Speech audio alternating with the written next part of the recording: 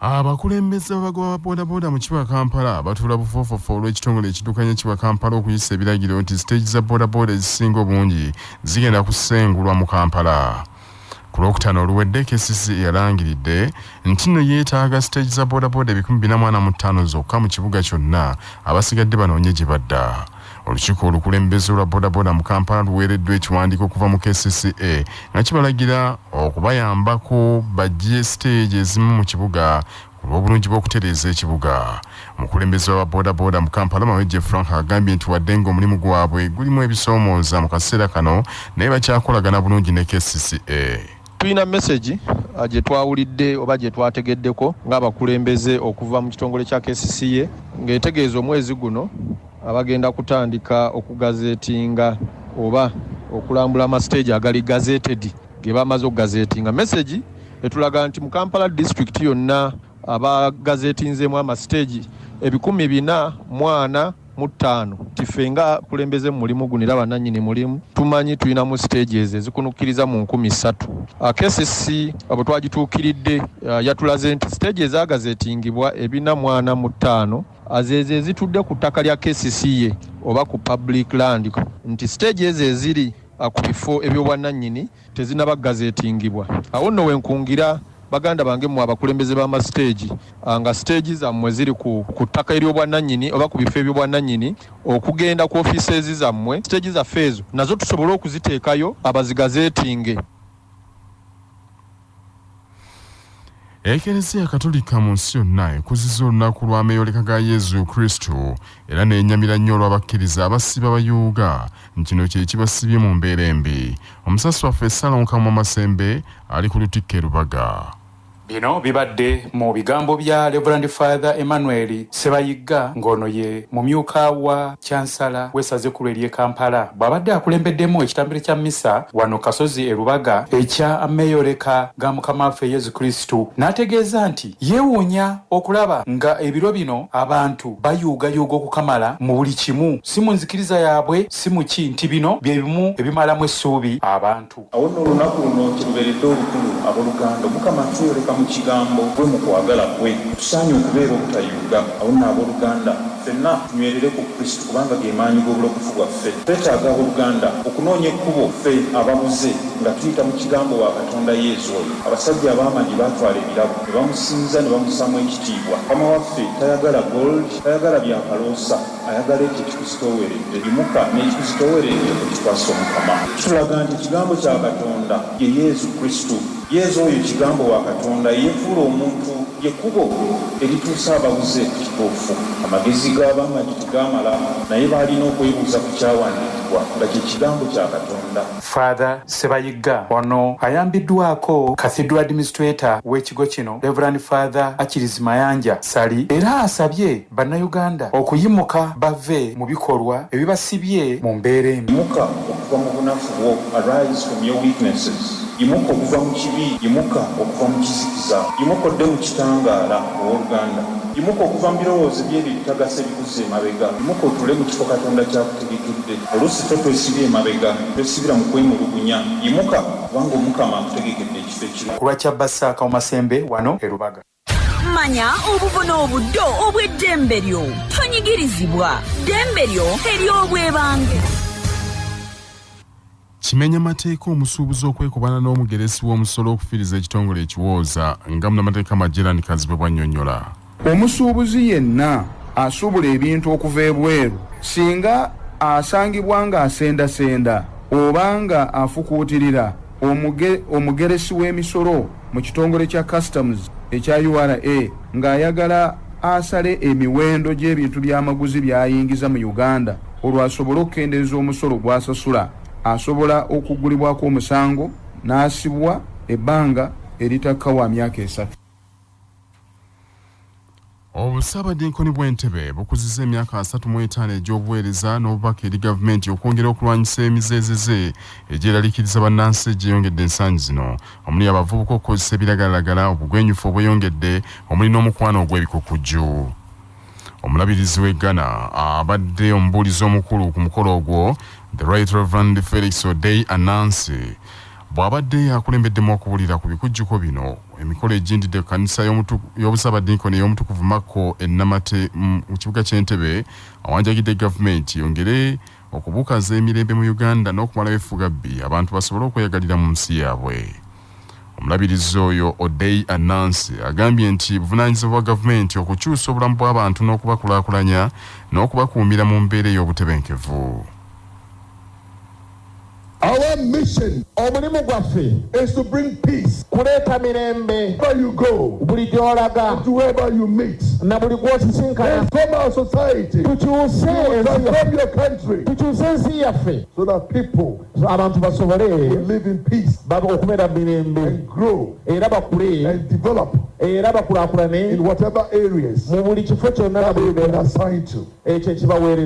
We are in an age when many people are confused and disillusioned and are searching for meaning from drugs, Omulabirizi w'ennamirembe Right Reverend Wilberforce Chirwalira, omulabirizi eyawummula Right Reverend Samuel Balagadde Sekadde, saako omulabirizi Samuel Chukudu Ezofo okuva Nigeria, omulabirizi Samuel Egesa w'obulabirizi bwa Busoga era ddiini w'ekitebe ky'ekkanisa batendereza enkulaakulana mu busabadinkoni buno emyaka gina 35. Bassebo ne bannyabo ku lw'ekkanisa ya Uganda abantu b'Entebbe tunayogera kine tuleka ki? Omuwandiisi w'Abaebbulaniya yagamba nti obudde bunaakola ki? Bunaatuggwako. Ate twagala tuwulira obubaka Mukama bw'ateese ku mutima gwa omuddu we obw'olunaku luno. A well-protected work they have done. As you have already been informed, Your Excellency, John Gita Kavuma has been here for just under 2 years, 2 and a few months. But the beauty of this place is the contribution of his presence in this archdiaconry.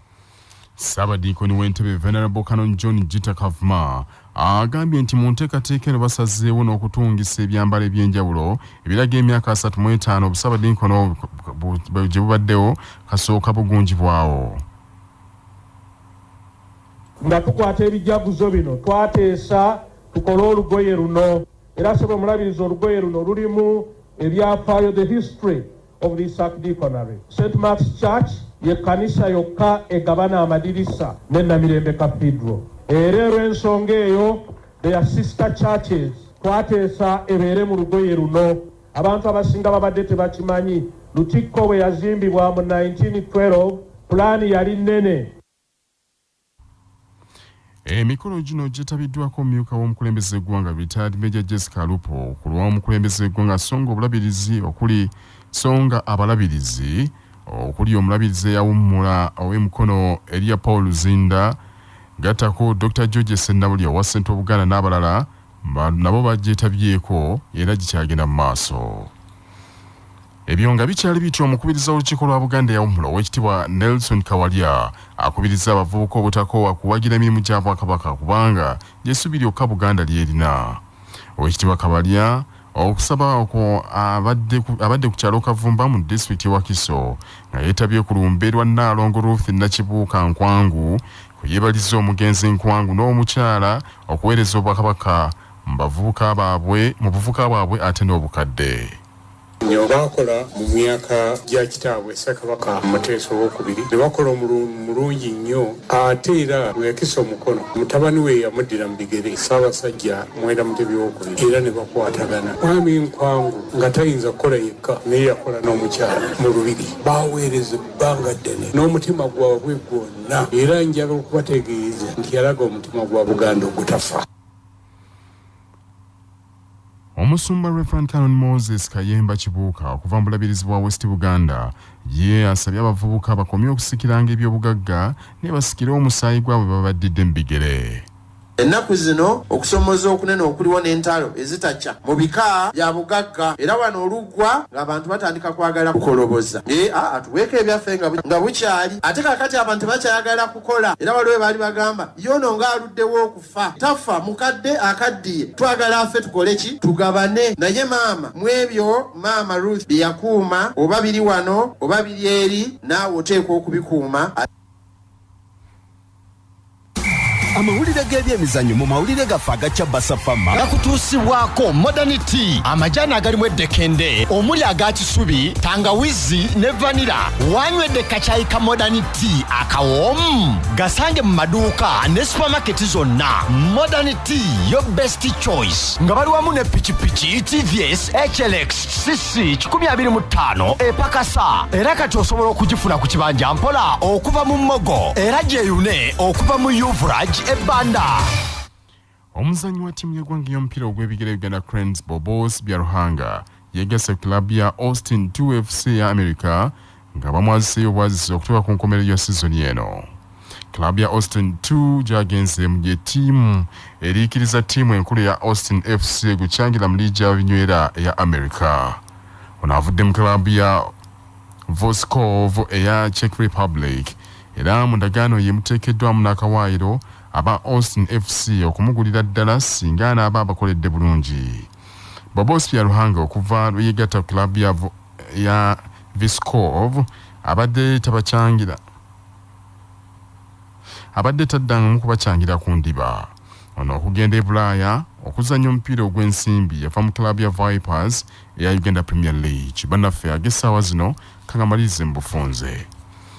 Ssente w'olukiiko oluvunaanyizibwa ku kukulaakulanya ekijukizo ky'abajulizi abakristaayo Namugongo akakasizza nti bw'etaaba ennyontaanya ettaamu envu omwaka guno abalamazi bakozesa ekifo ekipya ekikulaakulanyiziddwa obulungi ekiyitibwa amphitheatre okukinaatuuza enkumi n'enkumi z'abakkiriza wakati mu kusinza. Abakulembeze b'ababoodabooda mu Kampala batula bufofofo olw'ekitongole ekiddukanya ekibuga KCC okuyisa ebiragiro nti siteegi za boodabooda ezisinga obungi zigenda kuggyibwa mu kibuga. Ekereziya Katolika mu nsi yonna ekuzizza olunaku lwa meeyoleka ga Yezu Kristo n'enyamira nnyo olw'abakkiriza abasiba bayuugayuuga ni kyekisibye n'abantu mu mbeera embi. Ge mawulire ag'essaawa zino tova ku Kyabasa.